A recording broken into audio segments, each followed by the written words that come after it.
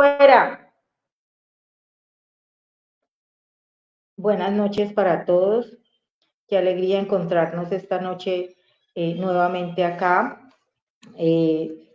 Esta noche estamos con un invitado muy especial, el doctor Oscar Ramírez, psicólogo especialista en salud mental.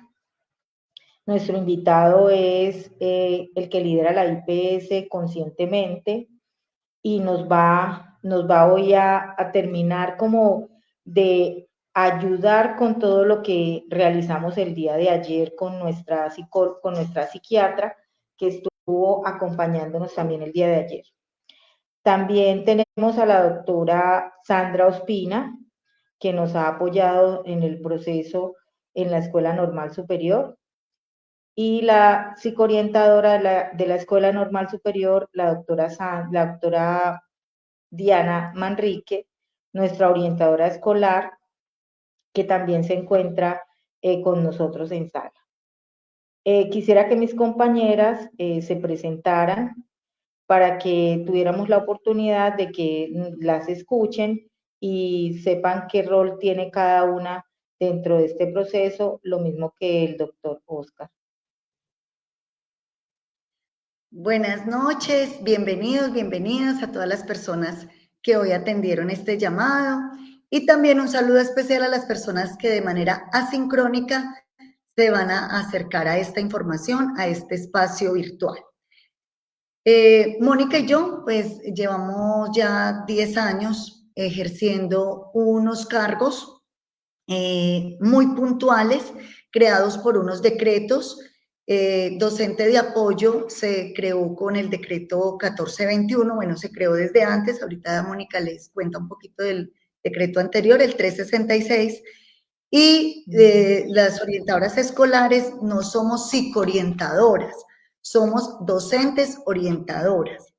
Lo que más ayudó a realizar las funciones de orientación escolar fue la ley 1620 del 2013. Ese mismo año sale un decreto que es el 1965, es el que formula, propone que todas las instituciones educativas tengan un comité escolar de convivencia, que haya incluso un comité municipal de convivencia, que haya un comité departamental de convivencia y un comité nacional de convivencia escolar.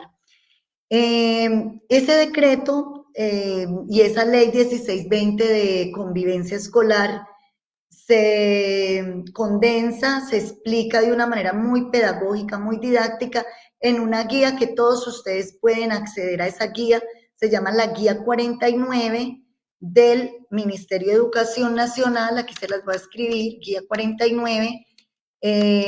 Esa guía les dice a ustedes los tipos de conflicto que se pueden presentar dentro del sistema educativo.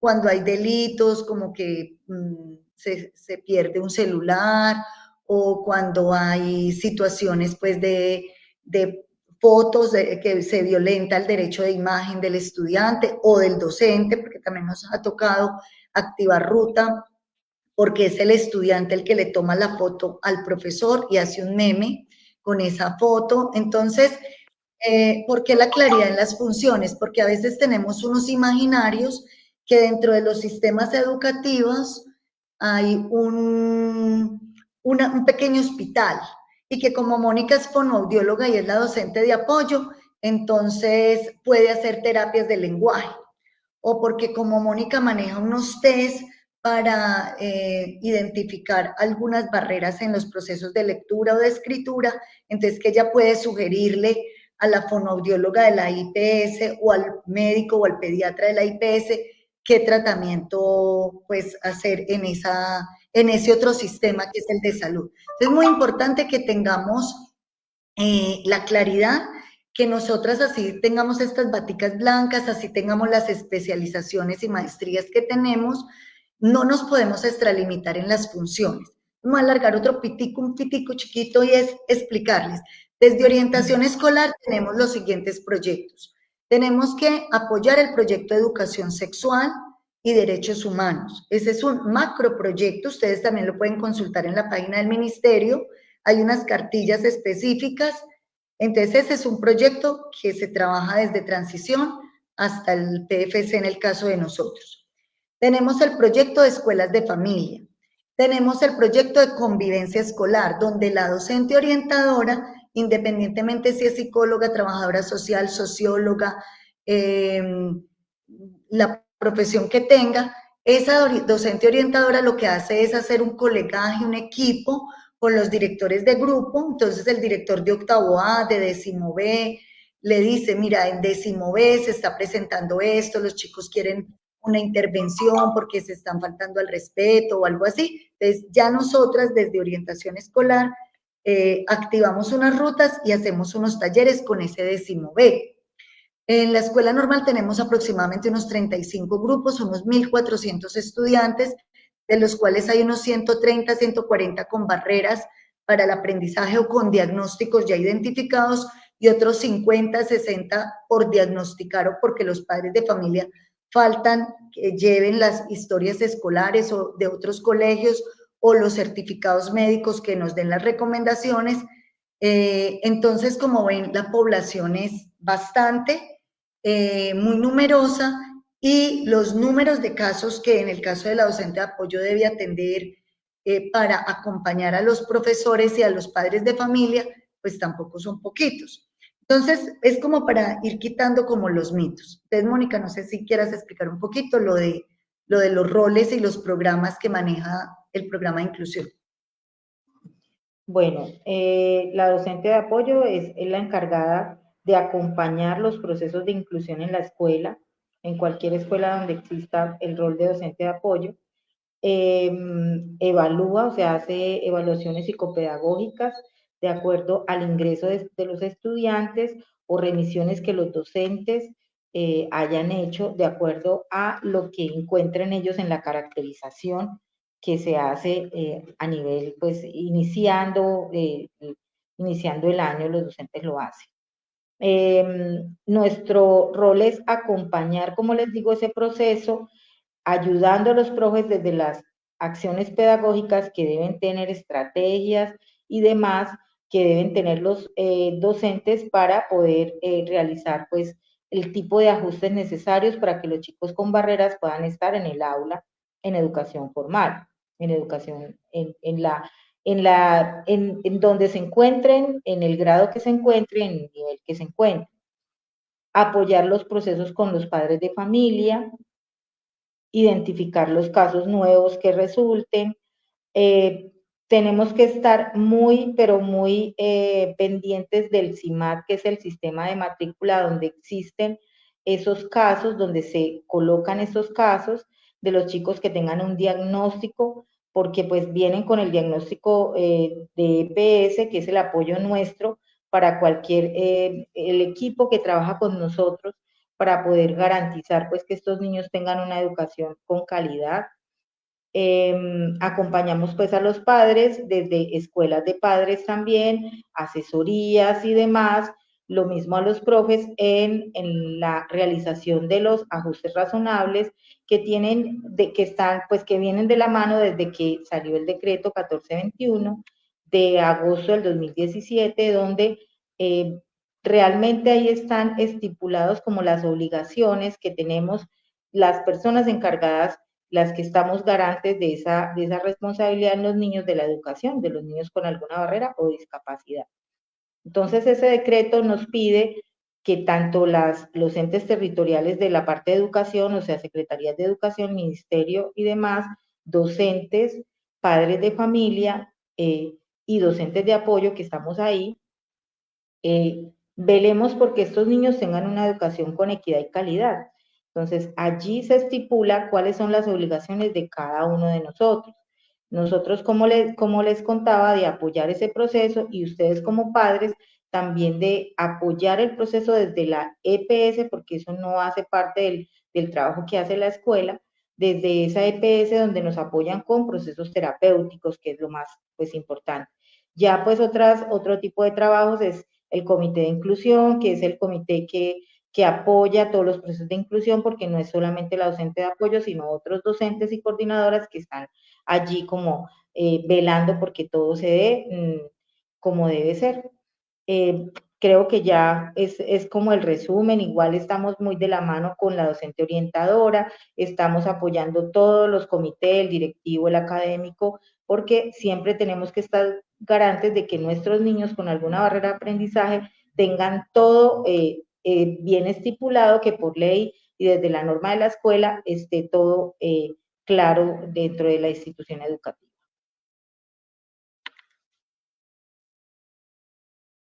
Que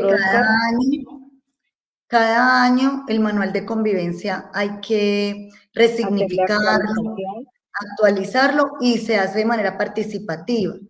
Entonces, bueno, entonces vamos a dar inicio a los temas de hoy que están enlazados, vienen con un hilo conductor desde los temas de ayer con la doctora Diana Durán, la psiquiatra infantil. Bueno, Óscar, como dijo Mónica al principio, es especialista en salud mental.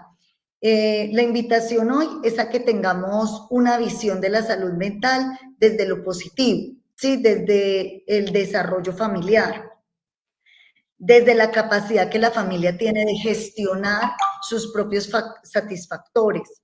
Entonces, Óscar, bienvenido, con toda libertad. Este es un espacio familiar, las personas nos van a estar haciendo preguntas, entonces, si quieres nos cuentas un poquito lo que tú haces en Conscientemente y qué son Genios en Potencia. Hola a todos, buenas noches. Diana y Mónica, muchas gracias por la invitación. Estos espacios siempre son muy bonitos para poder ayudar a la gente a explicarle un poco más sobre el alcance que tenemos precisamente nosotros como profesionales. A ver, Conscientemente Risaralda es una entidad especializada en salud mental. Somos especialistas y expertos en todo el tema de psicología con énfasis clínico. Entonces aquí tengo todo un equipo de trabajo de psicólogas, quienes pues somos expertos abordando temas como problemas de conducta, depresión, ansiedad, autismo y otro tipo de trastornos del neurodesarrollo en todo tipo de población, sea infancia, adolescencia, adultez e incluso adulto mayor. Y Genios en Potencia es una red de apoyo a familias que tienen chicos dentro del espectro del autismo. Entonces lo que hacemos allí es realizar capacitaciones. De hecho, el día de ayer tuvimos precisamente esta hora, estábamos también en una capacitación hablando sobre autismo y terapia ABA y el comportamiento, y hacemos incidencia política y todo aquello pues en torno al trastorno del espectro autista. Acceder a Genios en Potencia es gratuito, lo único que tienen que hacer es entrar a las redes sociales, más que todo al Instagram de Genios en Potencia Autismo Pereira o de Conscientemente Risaralda, y pues allí obtienen la información y ya navegan un poco sobre la red como tal.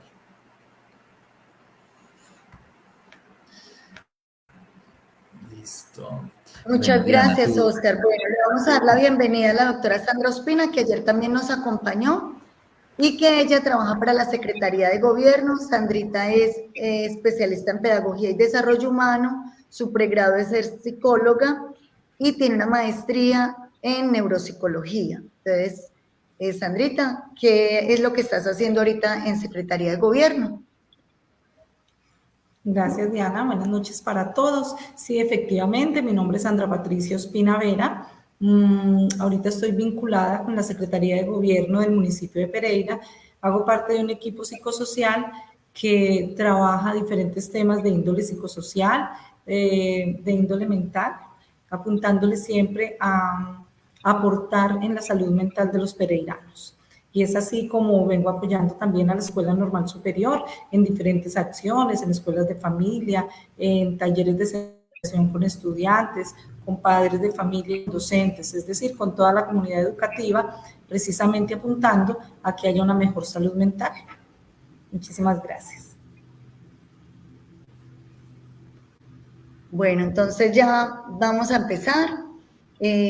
Como más o menos como hilando un poco lo que veníamos desde ayer hablando y que Sandra ayer nos hacía caer en cuenta que es cuando uno se sienta y escucha un programa como estos o participa, es un regalo. Ella ayer decidió el programa diciendo que padres de familia, esto es un regalo para ustedes y para sus hijos.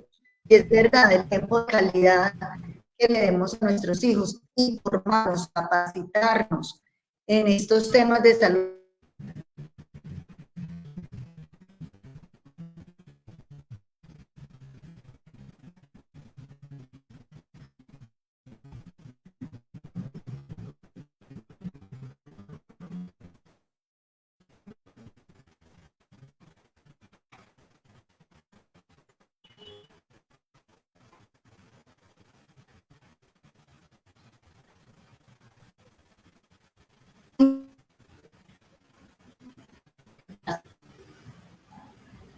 De sus hijos.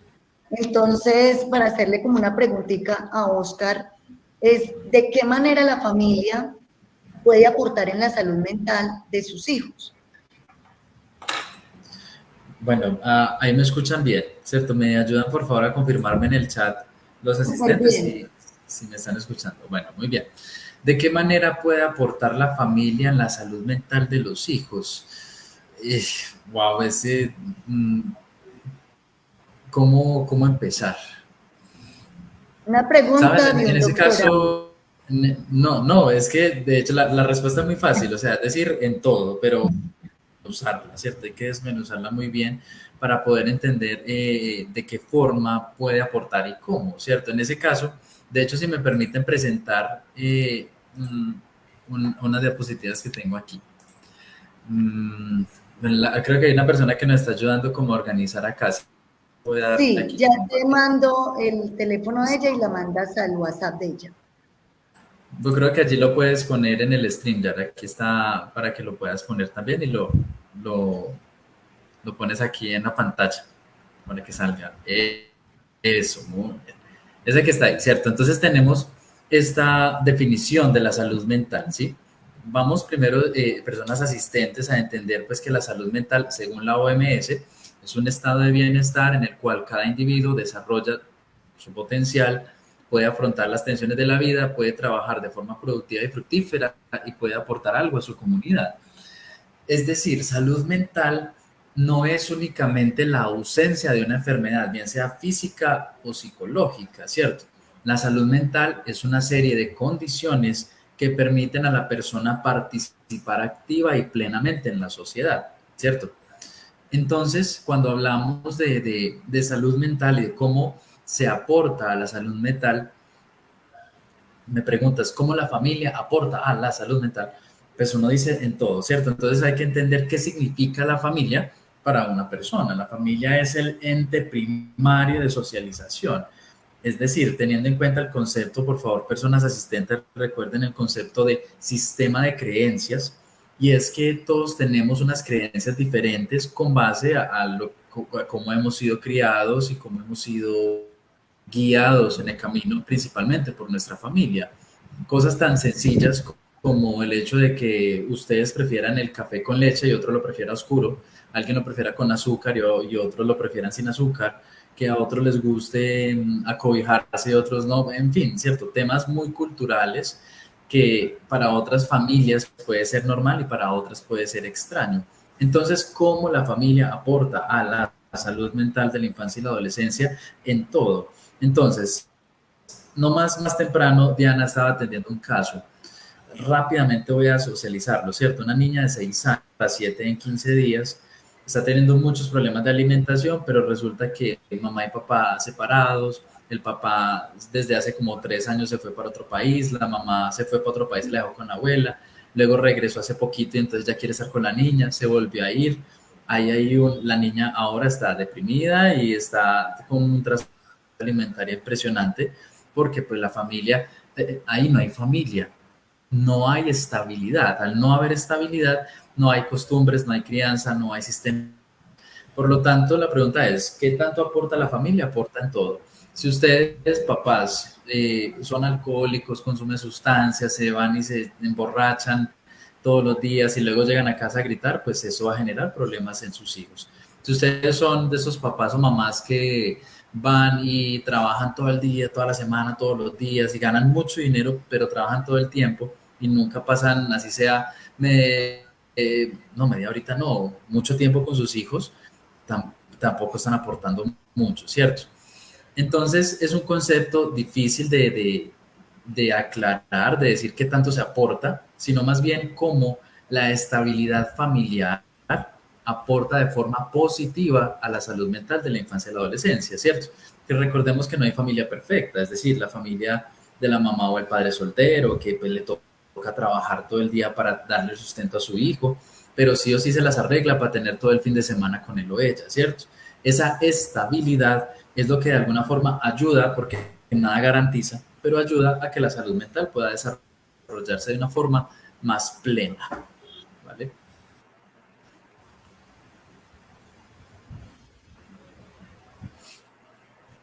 Entonces, podríamos Bueno, y decir demás que está ese decir. primer sistema de socialización es la base. Es que se paralizó un poquito.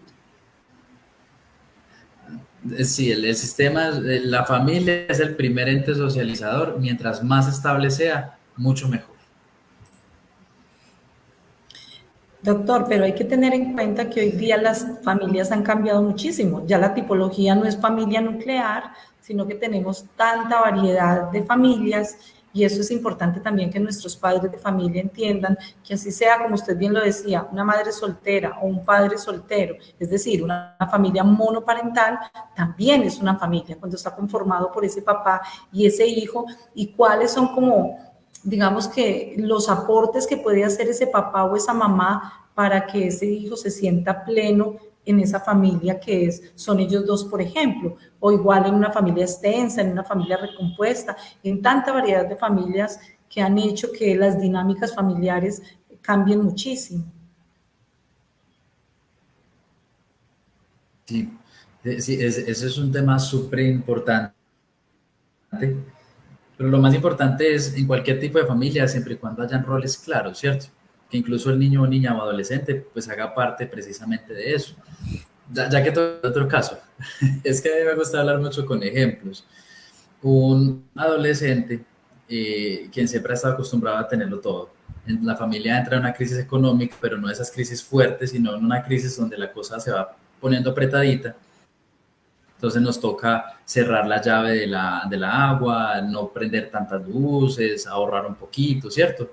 Pero entonces al muchacho le estaba costando entender esto, cómo la familia, en este caso la mamá, quien es la cabeza de familia, pues cómo le hace entender a su hijo que ese es su rol también en la familia y cómo él puede aportar. Claro, cómo él hace parte de esa familia, sí, es fundamental entender que hay muchos tipos de familia y los roles en las mismas.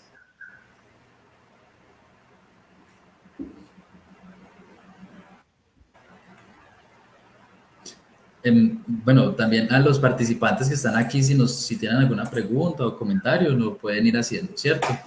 Diana, tú me dirás si vamos a ir haciendo como comentarios entre nosotros o si me extiendo con la presentación que tengo aquí.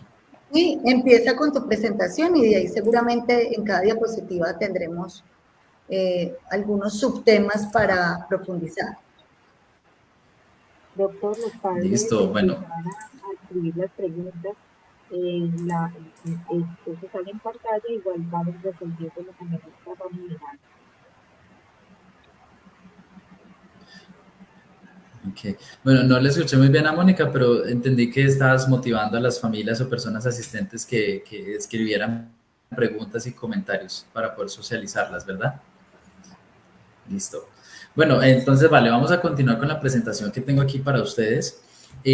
Precisamente, como nos mencionaba la doctora Sandra, no hay un solo tipo de familia, ¿cierto? Hay muchos tipos de familias. Sin embargo, el concepto de salud mental es un concepto bastante amplio cuya definición es muy difícil de establecer y de aclarar. De hecho, en cada decálogo de salud mental y constantemente la definición está cambiando. Pero por favor recuerden que muy a grosso modo y muy básicamente la salud mental básicamente son una serie de garantías por medio de las cuales el ser humano puede participar y aportar activamente a la sociedad, ¿cierto? Entonces voy a leer lo que tenemos en esta diapositiva donde decimos mental es la forma como nos comportamos y nos relacionamos con las personas y el entorno en nuestra vida diaria. Es el resultado de la manera en que transcurren las percepciones, emociones y creencias y los cuales se encuentran afectados por factores genéticos, congénitos, biológicos y las que ya tenemos un tema biológico y de la historia particular, personal y familiar, y así como los aspectos culturales y sociales. Recordemos entonces que el ser humano es un ente biopsicosocial. Somos biológicos, psicológicos y sociales. Y también contemporáneamente somos sexuales y religiosos. Cuando alguna de estas 5 partes tiende a estar afectadas, pues generalmente el tema de salud mental puede llegar también a alterarse de alguna forma. Tenemos entonces que, dependiendo de los criterios de salud y enfermedad, normalidad y anormalidad establecido en cada grupo social,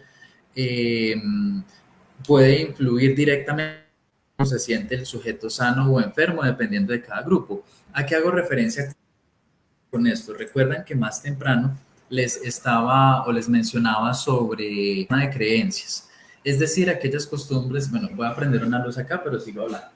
Es decir, aquellas costumbres que como grupo social, es decir, la familia o sociedad, sea Colombia, Latinoamérica, Estados Unidos, Europa, pues cada grupo social tiene sus creencias y como tú al hacer parte de ese grupo y adoptar esas creencias, pues eso hace que de alguna forma entres en el concepto de salud mental para esa cultura específica. Eso aplica también pues precisamente para la familia, sea con niños o no, niños con algún diagnóstico o sin diagnóstico. Es decir, un ejemplo bastante, llamémosle crudo, pero muy real. Hay comunidades, incluso aquí en Colombia, indígenas que tienen sus propias creencias y entonces flagelan a las mujeres para que no sientan placer, por ejemplo, en el momento del acto sexual. Y así también en otras partes del mundo. Para nosotros, aquí en esta cultura colombiana, eso es una aberración impresionante, pero para ellos es algo pues completamente normal. Y todos sabemos que es lo que pasa al otro lado del mundo, en China, Japón, y sus costumbres de alimentación y todo aquello, que son muy diferentes a las que tenemos en Colombia, ¿cierto? Esas costumbres, si nosotros acá, si tú me coges a mí y me pones en este momento en China, ¡pum!, pues yo desarrollo un trastorno de adaptación, digo, ¿qué es esto tan loco? ¿Qué está sucediendo? No encajo, no me siento bien, desarrollo síntomas depresivos, hasta que por medio de mis estrategias de afrontamiento puedo adaptarme a este medio y finalmente termino pues encajando en el entorno donde estoy.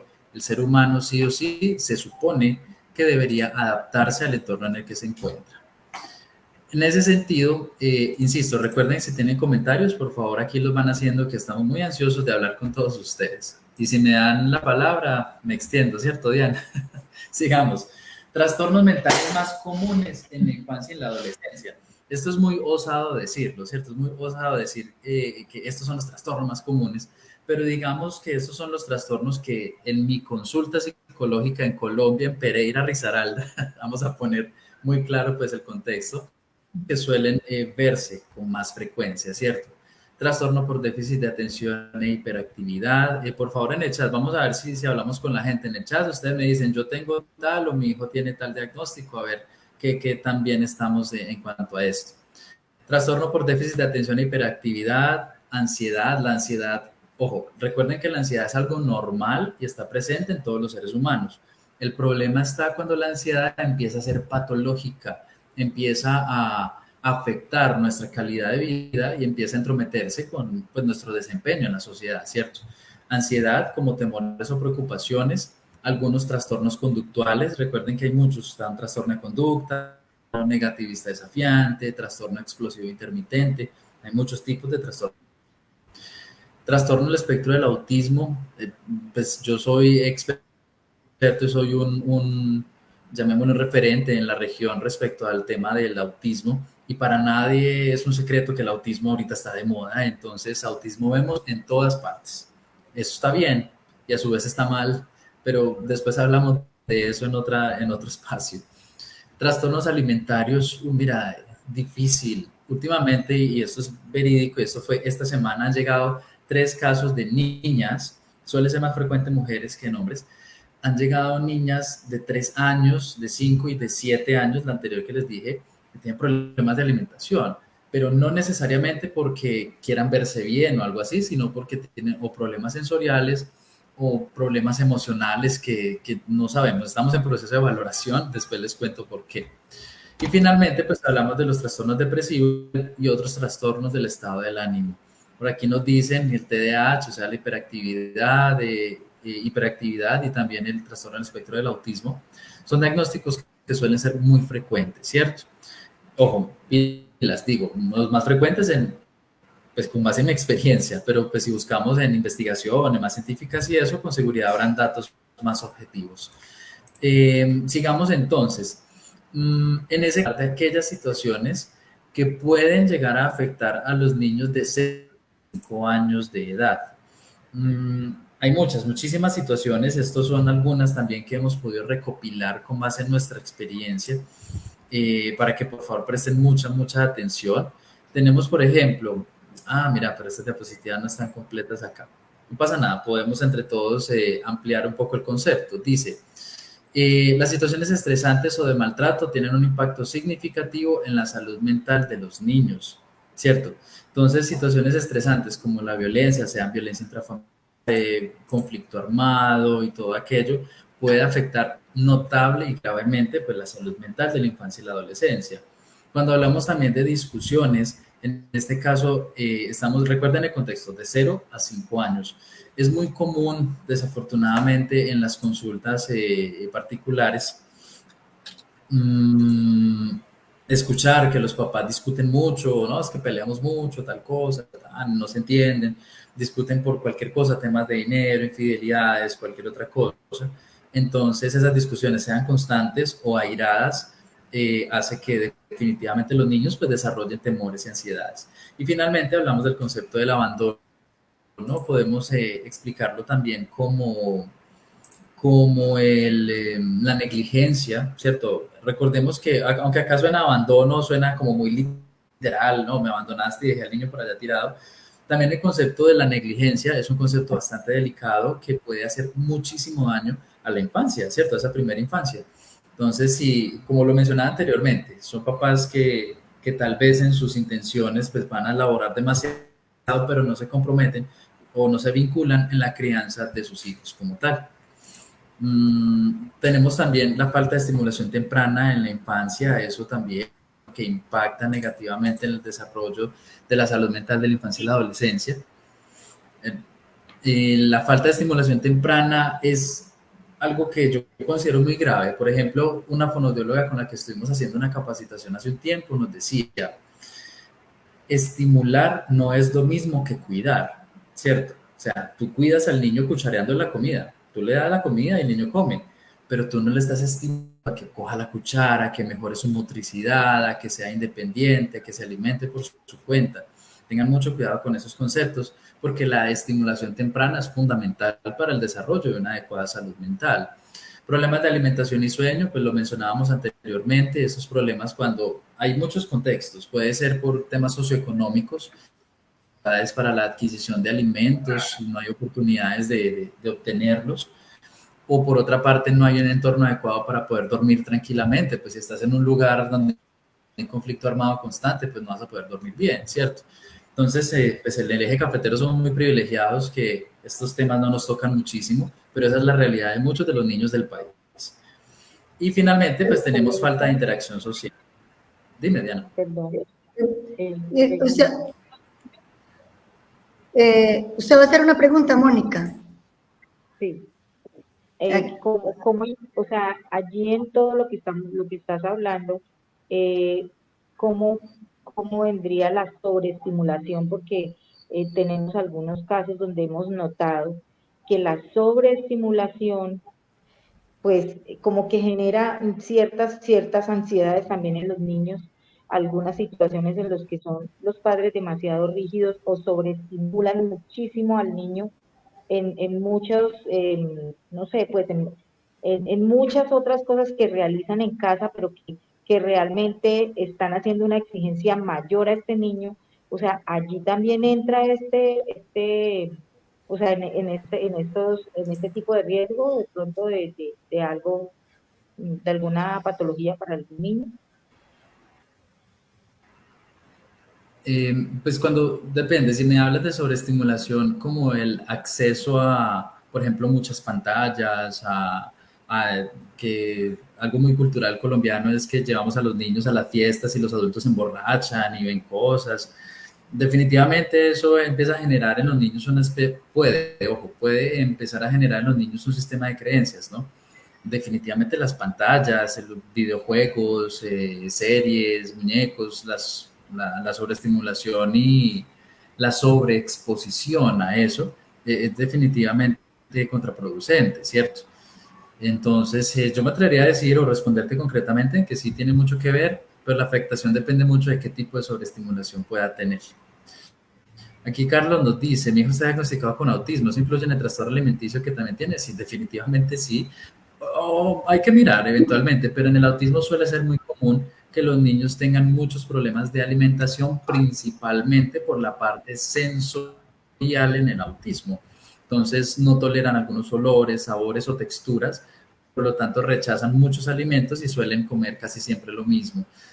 Carlos, yo me atrevería a decirte que la tarea principal es lograr y garantizar que tu niño esté bien nutrido, así coma lo mismo, dale lo mismo, pero desde que tenga una buena nutrición hasta que pueda expandirse su repertorio de alimentos que pueda ingerir. Los autismo y alimentación están 100% unidas, se encuentran muchísimo. Por acá dice, mi hijo de 13 años tiene autismo. Dime, Diana. No, digamos con el ejemplo, mi hijo de 13 años tiene TEA, quiere hacer su vida completamente normal. Es necesario recordarle siempre que tiene esa condición. En su colegio lo excluyen de algunas actividades y eso hace que entre en crisis. Contestémosle a Paola Porfes. Ella nos está escribiendo desde la Unión Valle. Paola, gracias por estar con nosotros. Desde la Unión hemos tenido varios casos. Rica las uvas de allá. Cuando venga Paola nos trae uvitas. 13 años quiere hacer la vida normal. Cuando me dice quiere hacer la vida normal, yo entiendo que quiere pues, participar con los amigos, jugar y todo aquello. Si en el colegio, a ver, vamos a hablar aquí del concepto de discapacidad, ¿cierto?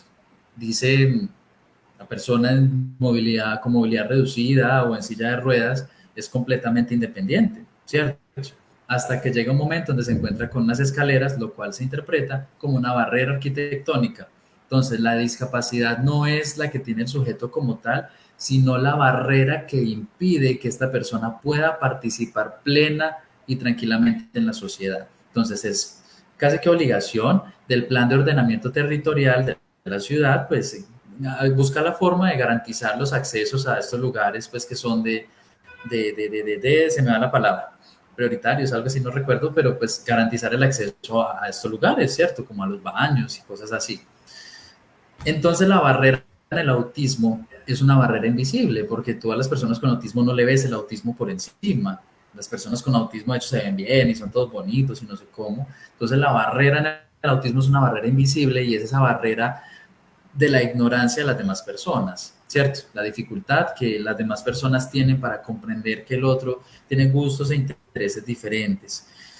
Entonces, no es que haya que decirle todo el tiempo, como, oye, no te juntes con estos niños porque acuérdate que tú tienes autismo, es que él no tiene ningún problema.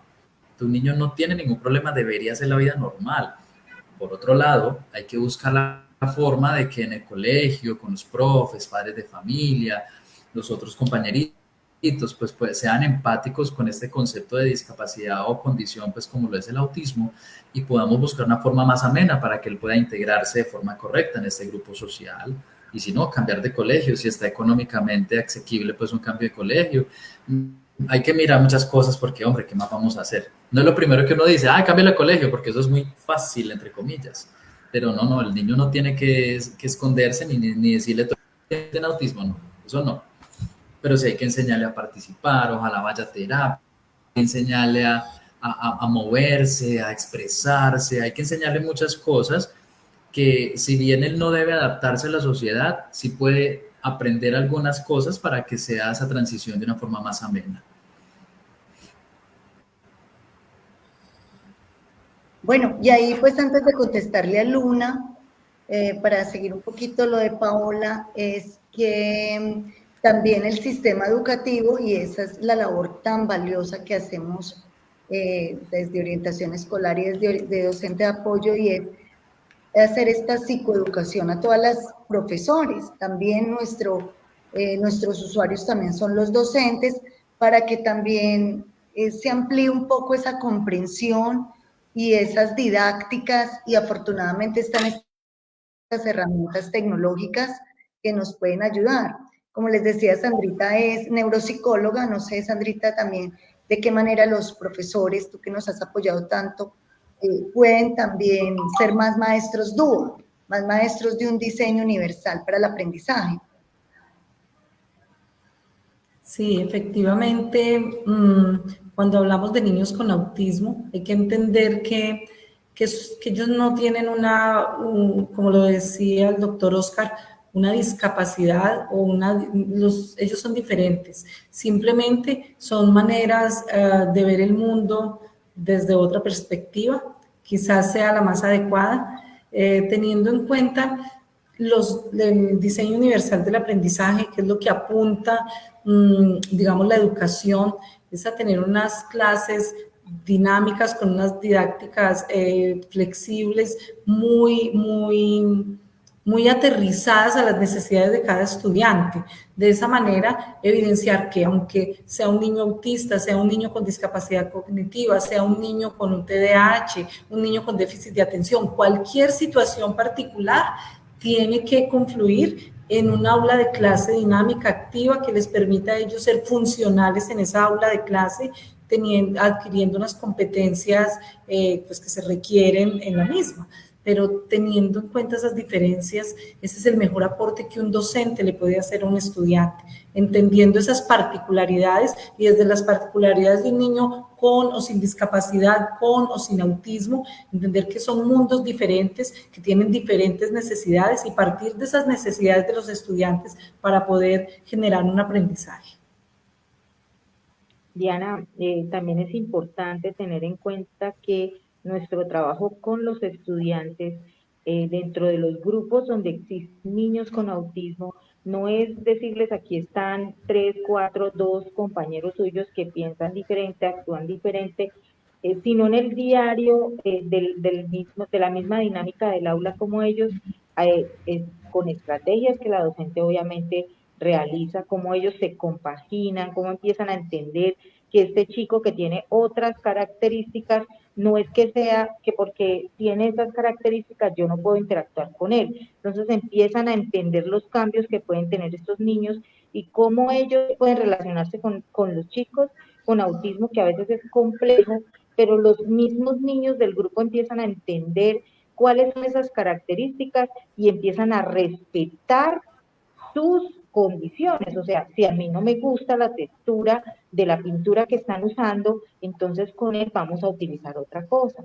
Si están tomando un refrigerio y resulta que Carlos, ejemplo, no le gusta el banano por la textura que tiene el banano para él, pues simplemente respetamos que él no come el banano y le vamos a brindar otra cosa, otra fruta distinta, o si no hay fruta, pues no será fruta para él y no habrá ninguna crítica, ni habrá nada de eso, porque los niños realmente, me encanta eso de verdad en la escuela normal, porque esto no es, o sea, es usual que el grupo realmente acoja a estos niños, se vuelven ese chico que quiere llevarlo al baño, lo quiere acompañar, quiere estar con él, y si hay un niño con una discapacidad motora, como lo tenemos en este momento, todos quieren ayudarlo a que el niño salga bien del salón, pueda ir a jugar, comparta, esté en todos los espacios, no importa que tenga un caminador, no importa que tenga unas muletas, que tenga una silla de ruedas, porque no solamente pues estamos hablando del autismo, sino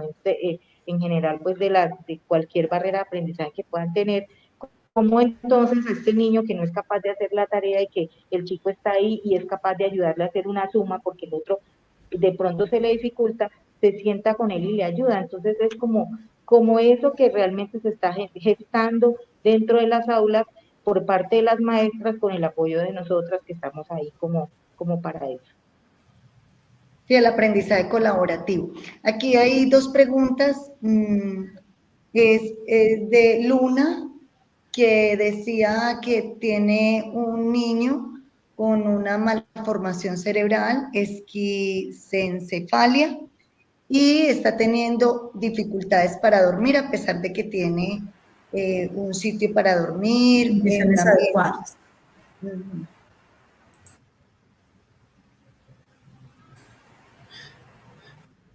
Doctora Sandra, ¿usted o yo? No, bien pueda. Está bien. Lo que pasa es que este caso parece ser un poco más complejo porque la esquizencefalia ya es una condición que se caracteriza por unas malformaciones, hay sustancia gris y bueno, hay un montón de etiología y todo aquello allí. Entonces, además de autismo, hay otras condiciones, llamémosle a esto, orgánicas que pueden afectar el curso y pronóstico también del sueño. Entonces, generalmente en la esquizoencefalia pueden también tener otro tipo de medicamentos, no sé, para la epilepsia, no sé si ácido valproico.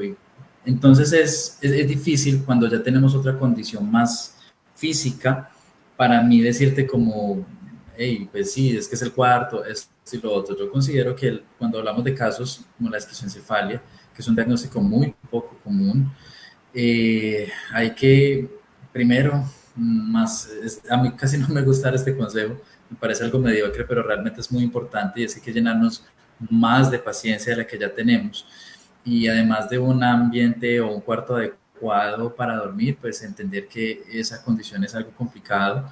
Esquizoencefalia puede haber discapacidad intelectual de moderado grave, pueden haber muchas otras condiciones que puede hacer que mi respuesta sea difícil, ¿cierto? O darte como algo como tal concreto. Entonces no sé decirte si es debido a eso o debido al autismo o debido al ambiente o no. Desafortunadamente es un caso muy puntual que tocaría revisar con más calma. Si desde el psiquiatra infantil o tal vez neuropediatra han dicho que la melatonina puede ayudar, pues hay que intentarlo, pero realmente no tengo mayor comentario al respecto, lo siento.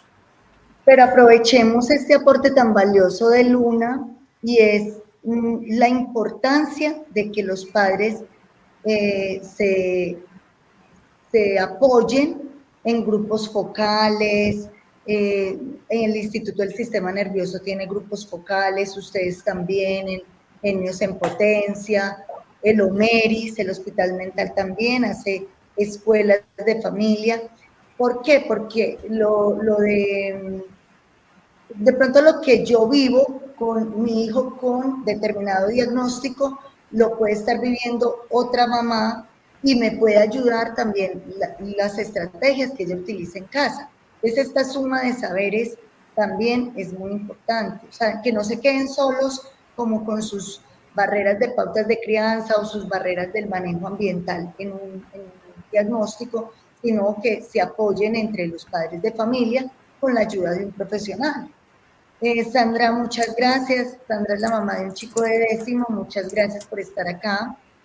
Muy amable. Recuerden que el link que ustedes hoy, a través del cual ustedes accedieron a esta escuela de familia, lo pueden compartir con sus familiares. Ahí está colocando Argenis que nos podemos suscribir también al canal de YouTube. Mónica, hicieron una pregunta sobre el decreto 1421, que si también la universidad está obligada a realizar una flexibilización en un momento dado en las didácticas o algo. Sí, de hecho, el 1421 cobija los niños desde grado cero o pequeños sabios que tenemos en este momento en Risaralda, en Pereira, perdón, hasta la universidad. O sea, el decreto cobija todo y debe ser así. O sea, deben tener un tipo de ajuste. De hecho, por ejemplo, hoy me entero, lo que pasa es que los padres también tienen que acudir a la universidad, es importante. En las universidades hay psicólogos, hay personas que apoyan los procesos de los muchachos. Entonces, es simplemente ir a llevar el caso allá y contarles, porque no tenemos que tener miedo de eso. O sea, si nuestros hijos están allá accediendo a una educación ya universitaria, pues yo debo llevar ese paquetico allá también y contarle a ese psicólogo de la universidad que mi hijo tiene autismo o que mi hijo tiene una discapacidad cognitiva o que tiene un trastorno de déficit de atención y está pasando por situaciones, lo que sea que los chicos tengan, es importante que lo demos a conocer también allá, simplemente también para eso, para que puedan tener ese tipo de ajustes y así conocer los casos y además de eso también ese psicólogo o ese profesional de apoyo allá intervenir a este estudiante, intervenir a esta familia, como lo hacemos en las escuelas. Entonces, claro que sí, De hecho, tiene todo que ver, el decreto lo dice y está muy claro, que es hasta que ellos finalicen, no hasta que esté en la universidad.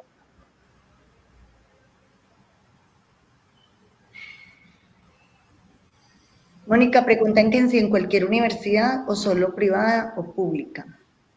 Cualquier universidad, el decreto acoge colegios privados, públicos, universidades privadas, públicas. Eso se Mónica, la llama... doctora... ¿Sí? Sí, siga. Lo que sucede es que tenemos que estar pues como comprometidos también con la causa, ¿cierto? Y por favor estudiar el decreto, no es tan largo, es chévere entenderlo, tiene unas disposiciones muy bonitas para que las conozcan.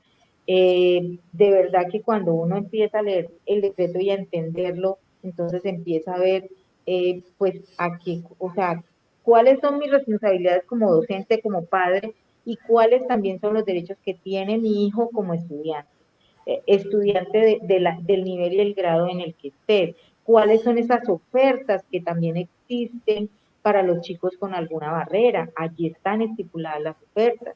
Entonces es importante que los padres de familia pues tengan esa lectura para que puedan conocer más de esto y sobre todo eso, velar por los derechos de los estudiantes. Aquí veo a mi querida Sí. coordinadora Ángela, que Sí. me encanta. Esperamos tener una charla como estas con ella, estamos pendientes de eso para que ella nos saque de muchas dudas desde la parte de inclusión. Me alegra mucho que nos esté acompañando y bueno.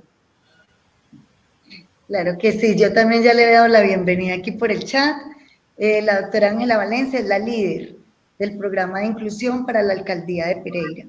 Entonces también muy importante que los padres de familia conozcan que hay unas políticas públicas, que hay estos decretos, tanto el 1421 como la ley 1620, la ley 1616 de salud mental, todo esto de alguna manera es nuevo, es de alguna manera de la última década.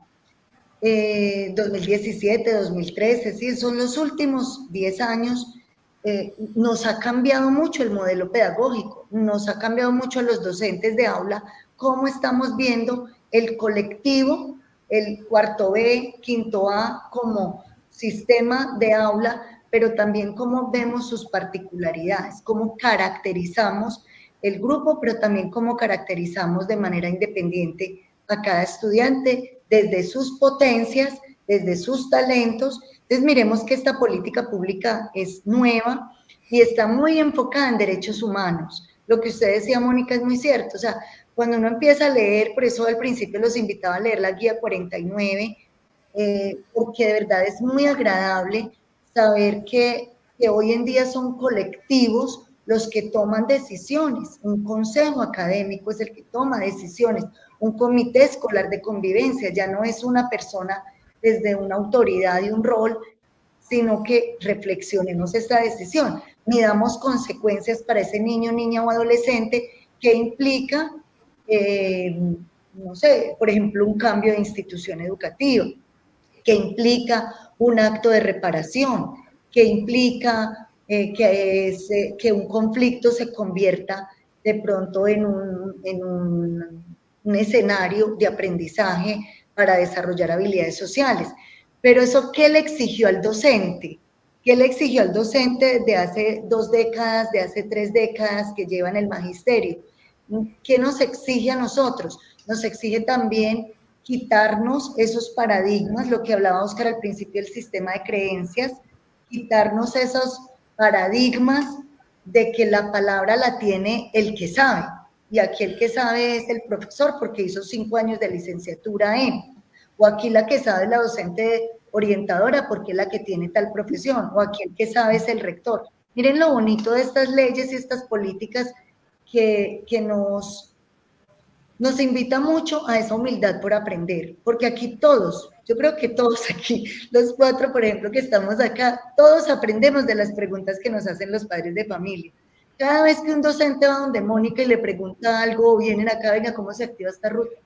Venga, espere un momentico, yo llamo también a mi líder, porque es que de verdad hay muchas cosas que uno en esto se cuida mucho en el lenguaje, se cuida mucho cómo escribe un informe, pero también se cuida mucho de no violentar. Estas leyes son muy, lo que decía Oscar, incluso de las leyes de arquitectura, para vencer esas barreras de acceso a los baños, de acceso a un segundo piso. Por ejemplo, los consultorios, ¿cierto? Tienen que tener para la habilitación un ascensor. Esas barreras, ¿cómo nos han obligado a nosotros a pensar en el otro? A ponernos en el lugar del que no ve, del que no escucha, del que no puede caminar. Bueno, aquí nos están haciendo otra pregunta. No sé, Sandrita, si nos quiere ayudar aquí con la lectura. Bueno, dice, disculpen, ¿qué diferencia hay entre municipios certificados en educación o no certificados? Porque cuando validé todo el decreto 1421, habla es de municipio certificado. Veo que mi municipio no es certificado y todo en inclusión es un mito. Bueno, en Risaralda tenemos los 12 municipios no certificados en el departamento. Son todos de los 14 municipios que tiene el departamento, están certificados Santa Rosa, Dos Quebradas y Pereira. Perdón, Dos Quebradas y Pereira. Santa Rosa hace parte de los 12 municipios no certificados que tiene el departamento. Sin embargo, el decreto 1421 es nacional, es decir, no importa si es un municipio certificado o no, el decreto 1421 se aplica para todos los municipios del departamento de Risaralda y para todo el contexto nacional. Lo que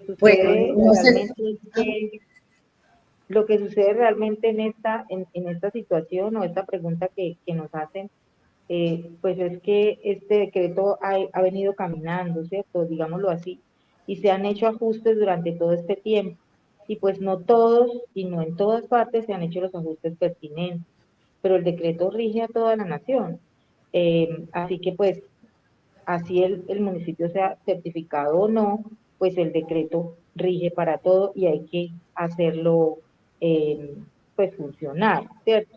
Entonces, de pronto Pereira está un poquito más adelante en eso, hemos hecho pues un proceso todos los que queremos ser garantes como de ese decreto, y es un cambio de verdad, papás, abismal para todos, es que no es solamente realmente es un cambio para el maestro muy grande, el hecho de empezar a tener y hacer ajustes de todas sus prácticas para acoger a estos chicos aquí. O sea, ha sido un cambio realmente total, y por eso de pronto en otros municipios se demoran un poco más para esto, porque no existen las políticas desde lo que digamos que más arriba, o no hay un coordinador que esté apersonado de eso, pues que de pronto no haga mover como viene el decreto, pero sí realmente los cambios se han dado paulatinamente, y pues esperemos que en la nación esto sea un hecho, pero sí puede pues seguir apoyado en ese decreto porque es a nivel nacional, como lo dice Sandra. Bueno, ¿qué les parece si vamos? Bueno, iba a terminar ahí diciendo que no solo en el ámbito público, sino también en el privado, pero sí ha sido lento el proceso en las instituciones públicas. Se esperaba, inicia en el 2017, se esperaba que para el 2022 ya se hubiera establecido y estuviera fluyendo de manera adecuada. En las instituciones educativas, en los privados, pues ha sido mucho más lento aún. Entonces, si los estudiantes hacen parte de un colegio privado, pues tienen mayor dificultad con adaptarse y habilitar el decreto 1421 en sus instituciones educativas y con sus hijos, con sus estudiantes, pero pues también a ellos les compete. Bueno, que les iba a proponer, pues porque ya vamos llegando como al momento de terminar la entrevista, que de pronto Oscar nos regale un poquito como las recomendaciones y pautas de crianza, por ejemplo, de acuerdo también a las etapas de desarrollo. Si quiere hacemos como unos 3, la primera infancia, la infancia intermedia y de pronto la adolescencia, para los niños, por ejemplo, con trastornos de conducta. ¿Cómo sería como lo que el adulto, porque recordemos lo que decía ahorita Sandrita, a veces son las abuelas las acudientes. Esta semana nos tocó entrevistar y la acudiente era una bisabuela. Habían más de 5 décadas de diferencia entre ese adolescente y esa persona cuidadora. Entonces, ¿qué les dirías tú a esas personas que de manera tan amorosa buscan cómo ayudar a ese niño? Empecemos con el niño, porque como decía Mónica, nosotros atendemos también desde los 4 años el programa de Pequeños Sabios hasta adultos en el PFC. Pero entonces empecemos con esa primera infancia que va como hasta los 5 años. Me corrigen ustedes. Sí, pues dar un comentario muy puntual, por ejemplo, en ese caso de la bisabuela o si tienes TDAH o trastorno de conducta, es complejo. ¿Qué te parece si utilizamos los tips que tengo aquí en estas diapositivas que pueden ayudar también a nivel general? Porque cuando hablamos del tema de conducta, básicamente se reduce a un ensayo y error, ¿cierto? Precisamente hay que entender o recordar este tema de la teoría de la conducta, estímulo-respuesta, condicionamiento operante, la latencia de la conducta, cuál es el antecedente a esa conducta y qué conducta se está reforzando. Entonces es un tema que puede llegar a ser algo técnico, ¿cierto? Por ejemplo, los niños que se acostumbran a llorar por todo, entonces la bisabuela pues ya está cansada y agotada, pues ahí tenga el celular o tenga el televisor, pues notablemente refuerza esa conducta. Pues yo no le puedo decir, abuelita, no le prestes el celular porque ya la abuelita, en fin. Entonces es un tema complicado porque justamente tenemos un caso así, pero una recomendación muy general en el tema de conducta, yéndonos a problemas conductuales, sea TDAH, trastorno negativista desafiante, explosivo intermitente o un trastorno de conducta general, es tener muy en cuenta aquellos comportamientos que se presentan y cómo los estamos reforzando como adultos. Recuerden que el mal comportamiento en la infancia y la adolescencia también es un medio de comunicación.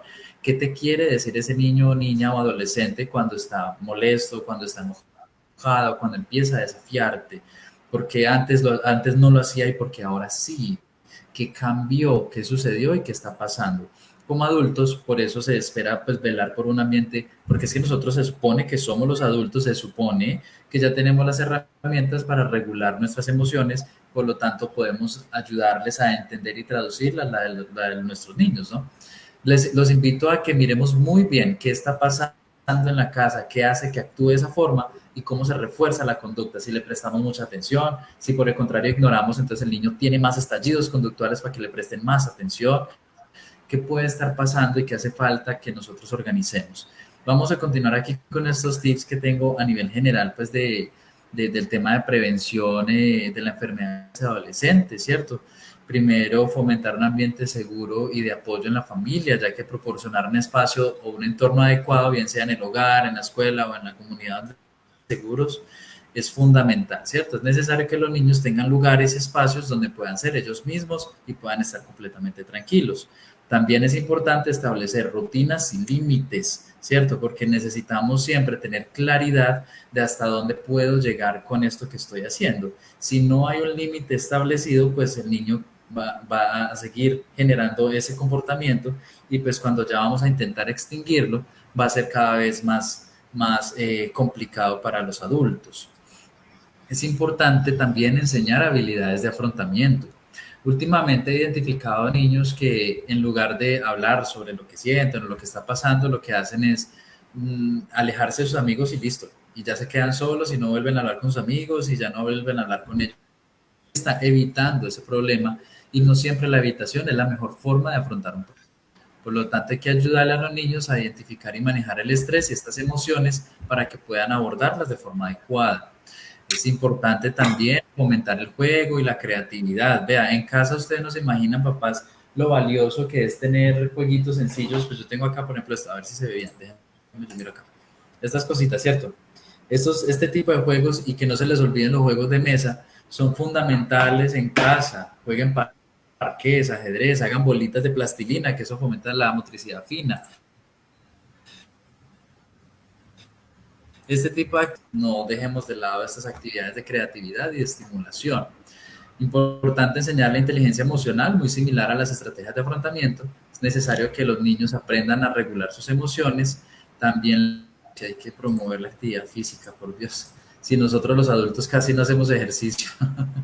Entonces es importante que los niños, a ver, hay que tener cuidado, muchos papás ocupan muchísimo la agenda de los niños y están más ocupados que nosotros, pero sí es importante que el niño haga actividad física, ya que esto, pues bien sabemos que nos aporta positivamente al manejo de emociones. Importante promover la comunicación asertiva. Sí, hay que empezar por la familia, ¿cierto? Sí, como nos decía ahorita la doctora Sandra, es una familia monoparental, entonces tú como mamá o papá te le acercas a este niño para que tenga la confianza suficiente de expresarte lo que siente y piensa. Por otra parte, si es una familia extensa, cómo ustedes como adultos, tíos, abuelitos o papás y cómo se comunican entre ustedes, también le enseñan por medio del aprendizaje vicario o social al niño que los problemas se resuelven hablando y no gritando o a los golpes, ¿cierto? Entonces es importante pues la comunicación social y asertiva. Y finalmente tenemos modelar comportamientos de salud. Entonces parece que suene básico, pero es fundamental y es una conducta no saludable es que tú estés tomando cerveza o aguardiente y fumando cigarrillo dentro de la casa y tirándole el humo encima al niño. Me disculpan que yo use ejemplos tan así, pero es que es la realidad que uno ve de la forma cotidiana. Y luego pretendemos que el niño pues no haga nada o no quiera hacer X cosa. Entonces es fundamental pues que el padre de familia y la madre o el acudiente como tal tenga la mayor estabilidad posible en estos entornos familiares. Y finalmente pues hay que fortalecer la autoestima, ¿cierto? Todo eso, ¿cierto? Si estamos almorzando y yo como adulto estoy aquí, oiga, no usa el celular, y yo aquí con el celular, hay que ser coherente, ¿cierto? Entonces, definitivamente modelar comportamientos saludables, sí, muy bien. O el vapor, ahorita el vapor está muy de moda y eso es malísimo, en fin. Fortalecer el autoestima, hay que fortalecer el autoestima a los niños. Una niña de 6 años diciendo que se siente fea porque es supuestamente gorda y está súper flaca, es difícil, bien difícil este tema últimamente con las redes sociales, con Instagram, con TikTok. Entonces es necesario buscar la forma de fomentar esta autoestima en los niños y también hay que recordar que nosotros como adultos tenemos que estar estables y pretendemos ayudar a otros. Entonces, por favor, adultos, vamos al psicólogo. Vamos a empezar por ahí, adultos, vamos al psicólogo, estemos en estos espacios. Felicitaciones a los que están aquí, porque si nosotros queremos ayudar a nuestros niños, tenemos que estar lo más estables posibles nosotros también. Doctor Oscar, perdón la interrupción, pero frente a lo de la autoestima, no sé, tenemos en este momento muchas dificultades en las aulas de la situación del bullying, porque todo es bullying para los niños, y resulta que llegan con esta información a las casas y todo es bullying, pues sabemos que no todo es bullying, que a veces el hecho de que ellos se digan cosas y todo esto, entonces, no sé, pues en medio de lo que yo conozco, creería que también es como ese punto de que los padres pues como que ayuden en el proceso de afrontar ciertas situaciones que pueden suceder en las aulas y de cómo manejar esto para que también ellos ayuden a los chicos frente a ese proceso de que todo no es eso, ¿cierto? De que todo no es eso. No sé usted ahí cómo puede de pronto aportar.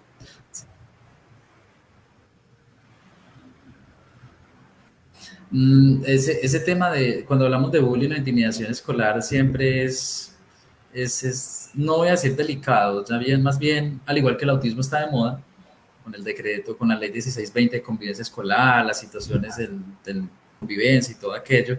Entonces, yo creería que este es un manejo que hay que darle muy también con los papás. Hay papás que suelen ser muy sensibles. Entonces, no, mira, no creo que esté relacionado a un tema como de la autoestima, sino más bien como al tema de entender cuáles son las situaciones. Yo me atrevería a decir más bien que eso a las habilidades de afrontamiento, ¿cierto? Recordemos pues que las habilidades o estrategias de afrontamiento literalmente es cómo afrontamos aquella situación difícil de la vida que puede llegar a ser cotidiana. Sí, cómo afrontar esa situación. Entonces, si el niño llega y dice en la casa, es que me está molestando, y la mamá dice, por Dios, ¿cómo le van a hacer eso a mi niño? No puede ser, y se va para el colegio el otro día, pues se refuerza un comportamiento, se refuerza una idea de que mi mamá va a estar ahí, yo estoy minusválido, entonces, pues... Y por otra parte, está el otro extremo de la mamá o papá o abuelito o tía que le dice, ay, ¿cómo así que lo molesta? Pues vaya y pegue un puño y no sé cómo. Entonces, es un tema muy difícil El problema es que está tan de moda, que ya todo el mundo habla de eso y cuando algo está de moda, entonces se vuelve muy popular. Entonces yo creo que un trabajo de ustedes, colegio, ok, ¿no? Pero sí es un proceso muy de psicoeducación, ¿cierto? De constante, constante, constante, Sí, constante, eso estamos psicoeducar tanto a haciendo niños y papás en qué es el realmente. bullying. ¿Qué es eso? Y todos los años toca Eso, hacerlo. Mira, cuando trabajaba en colegio por allá en el 2016, todos los años toca hacer una psicoeducación. Te enseñé esto el semestre pasado. Bueno, te lo enseño otra vez, sí, otra vez. completamente. Entonces, pero sí, sí, sí, Es sí. constante, debe ser constante.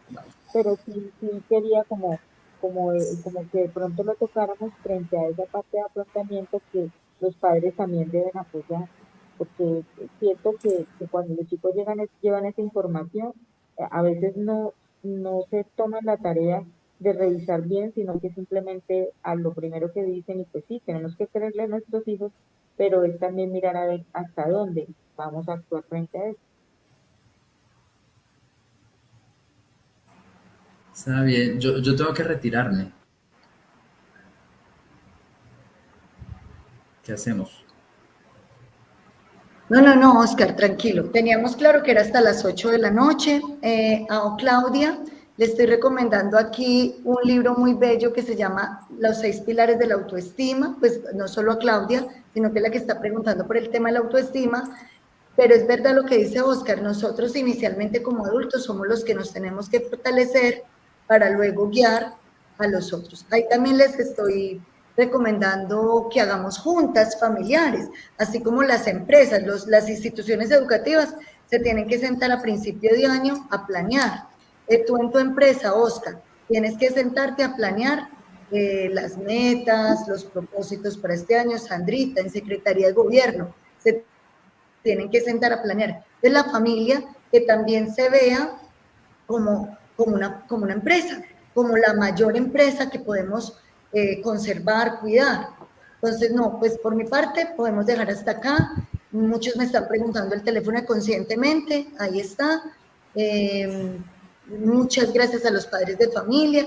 Seguramente el número de participantes de hoy se va a duplicar mañana porque pueden volver a consultar esta página. Entonces, dejo que mis compañeras le den el agradecimiento al doctor Oscar y por mi parte, pero espero, Oscar, que Sandra lo va a despedir y Mónica también. No, más Bueno, bien no. dejemos que él se despida con los padres, Oscar, porque veo que pero está muy Mónica empeñado. no lo despide sin hacerle otra No, pregunta. no, tranquilo. Dime, dime. No, bueno, pues, no, no, pues en ese caso muchas gracias por la invitación. Realmente la agenda es apretada. Yo me acuerdo cuando Diana me abordó y que cuándo y cómo, yo no sé, de aquí a 2 meses miramos, pero haciéndolo realidad, ¿cierto? Los invito a que nos sigan en redes sociales porque realmente hacemos constantemente muchas actividades. En el YouTube de Conscientemente hay videos sobre Decreto 1421, sobre PIAR, sobre ABA, sobre derechos y leyes en el autismo, sobre escuelas de familia. Hay muchas cosas que hacemos constantemente de forma virtual y gratuita. Entonces todos están cordialmente invitados y muchísimas gracias por tenerme en este espacio. Bueno, sí, yo también me despido, Oscar. Muchísimas gracias, porque a pesar de esa agenda tan apretada que haya sacado este espacio para compartir algunos elementos que van a ser importantes para los padres de familia que nos acompañaron hoy y que les posibilitan otras dinámicas y otra manera de ver esa formación tan importante que le están dando a sus hijos.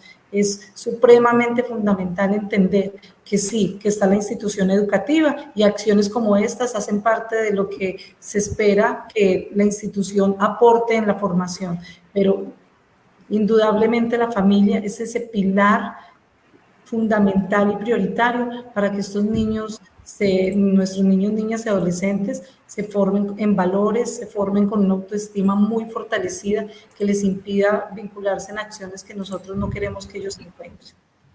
Muchísimas gracias a todos por la participación, a ti, a Oscar y a mis compañeras. Nada, padres, lo único que tengo para decirles es que somos un equipo y que como equipo tenemos que trabajar. Lo que queremos es que todo salga bien y que nuestros niños no incurran en nada que nosotros no podamos pues como ayudar y nada, fortalecer todos los procesos que podamos y volvemos a lo mismo. Si no trabajamos en equipo no podemos lograr las mismas cosas. Esto lo es. Y eso es lo que también dice el decreto, que tenemos que trabajar como equipo. ¿Sí? Bueno, buenas noches a todos y gracias por estar aquí con nosotros, por acompañarnos. Muchas Chao, chao. gracias. Y gracias a los profesores que nos ayudaron a multiplicar el link para que los padres se pudieran vincular.